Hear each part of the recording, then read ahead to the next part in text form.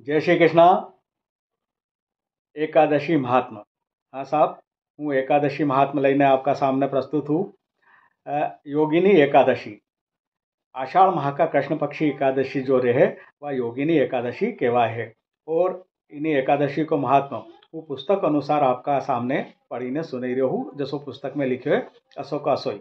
एक और खास बात, इन्हीं एकादशी योगिनी एकादशी को महात्मा सुनवा वाला के 28,000 सहस्त्र ब्राह्मण उनके भोजन करावा का जिमावा का बराबर पुण्यफल प्राप्त हुए हैं. तो आप ध्यान पूर्वक और पूरो इना महात्मा के सुनजो. महात्मा शुरू करवा से पहला आपसे यो निवेदन है कि हमारा यूट्यूब चैनल इंदौरी रंग देवेंद्र जोशी का संग के सब्सक्राइब कर जो. अगर आपने चैनल के सब्सक्राइब करी दियो हो तो अपना परिचित होने अपना रिश्तेदार होने चैनल के सब्सक्राइब करवा जो और हमारा वीडियो के लाइक और शेयर कर जो. तो साहब, यह पुस्तक हमारा हाथ में है, योगिनी एकादशी को महात्मा, वो एक में से पढ़ी ने आपके सुनाई रही हूँ. अथ योगिनी एकादशी महात्मा. धर्मराज युधिष्ठिर बोले, हे जनार्दन, अब आप कृपा करके आषाढ़ माह के कृष्ण पक्ष की एकादशी का नाम तथा महात्मा क्या है सो सब वर्णन कीजिए. श्री कृष्ण भगवान बोले, हे राजन, आषाढ़ माह के कृष्ण पक्ष की एकादशी का नाम योगिनी है. इसके व्रत से समस्त पाप नष्ट हो जाते हैं और इस लोक में भोग तथा परलोक में मुक्ति देने वाली है. हे राजराजेश्वर, यह एकादशी तीनों लोकों में प्रसिद्ध है. मैं आपसे इस एक पुराणों में कही हुई कथा कहता हूँ, जो ध्यान पूर्वक सुनिए. अलकापुरी नाम की नगरी में एक कुबेर नामक राजा राज्य करता था. वह शिवभक्त था. उसकी पूजा के लिए एक माली पुष्प लाया करता था. उसके विशालाक्षा नाम की अत्यंत सुंदर स्त्री थी.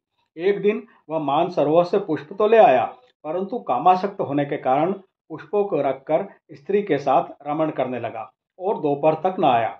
जब राजा कुबेर को उसकी राह देखते देखते दोपहर हो गई, तो उसने क्रोधपूर्वक अपने सेवकों को आज्ञा दी कि तुम लोग जाकर हेम माली का पता लगाओ, जो माली है उसका पता लगाओ कि वह अभी तक पुष्प क्यों नहीं लाया है.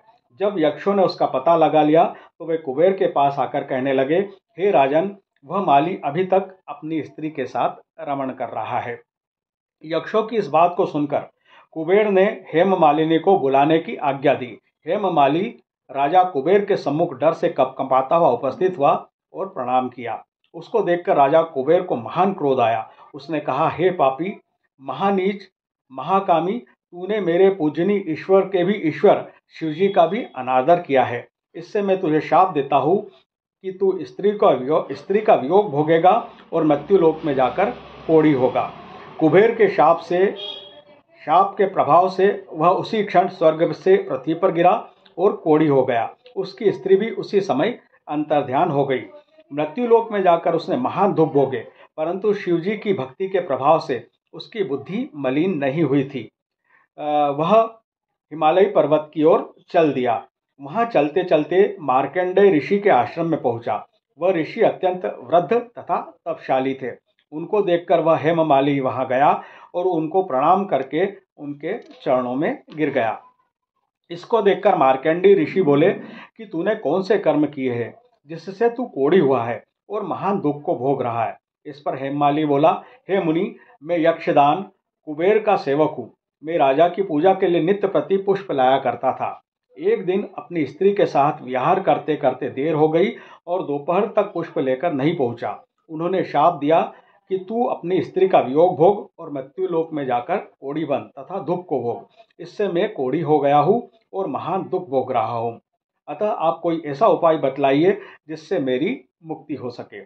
इस पर मार्कंडेय ऋषि बोले कि भाई, तूने मेरे सम्मुख सत्य वचन कहे हैं, इसलिए मैं तेरे उद्धार के लिए एक व्रत बतलाता हूँ. यदि तू आषाढ़ माह के कृष्ण पक्ष की योगिनी नामक एकादशी का विधि पूर्वक व्रत करेगा तो तेरे सभी पाप नष्ट हो जाएंगे. इस पर हेममाली बहुत प्रसन्न हुआ और मुनि के वचनों के अनुसार योगिनी एकादशी का विधि पूर्वक व्रत किया.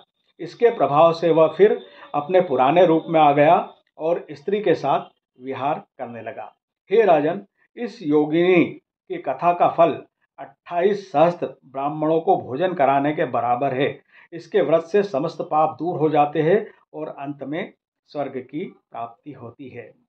यो तो साहब योगिनी एकादशी को महात्मा जो मैंने इन्हीं पुस्तक में से आपके एकादशी महात्मा की पुस्तक में से पढ़ी के सुनायो है। तो साहब विशेष जो गौर करवा वाली व्रत तो करना जी एकादशी को, और महात्मा सुनने पे और पढ़ने से आपके 28,000 सहस्त्र ब्राह्मण होने जिमाने को भोजन कराने को पुण्य फल प्राप्त होगो। तो यह बात ध्यान रखजो और महात्मा के पूरो पूरो ध्यान पूर्वक सुनजो। जय श्री कृष्णा, जय श्री महाकाल, जय हो 11 माता की।